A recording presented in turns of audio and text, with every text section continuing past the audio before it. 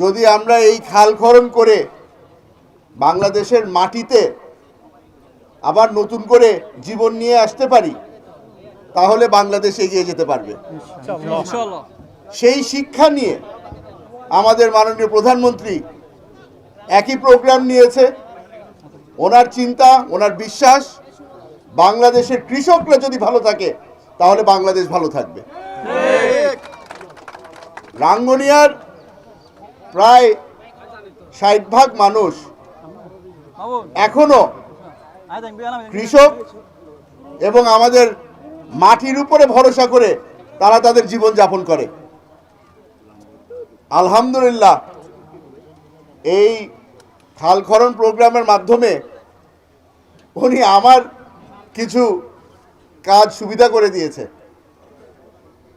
যেটা আমি চিন্তা করেছিলাম নির্বাচনের আগে যে এই কাজে নামতে হবে, অনেক অফিসে অফিসে দৌড়াতে হবে, তাদেরকে গিয়ে বুঝাতে হবে যে রাঙ্গুনিয়ার মধ্যে খাল খনন করা খুবই জরুরি, সেই কাজ আমার আর করতে হচ্ছে না। মাননীয় প্রধানমন্ত্রীর সিদ্ধান্তে আজকে আমরা এই শিলক খাল নতুন করে খনন করা হচ্ছে, যেটা সরাসরি গিয়ে ডংখালের সাথে কানেকশন পাবে। আপনাদের সকলকে আমি জানিয়ে রাখতে চাই,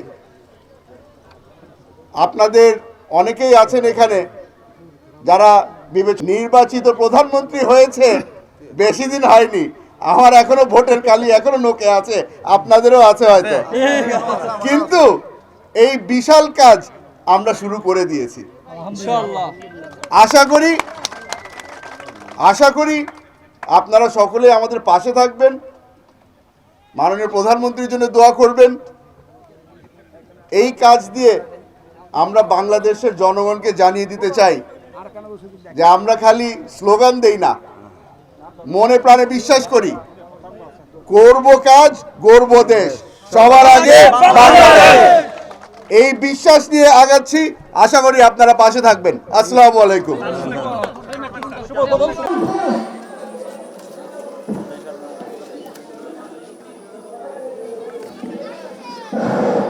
Bismillahirrahmanirrahim.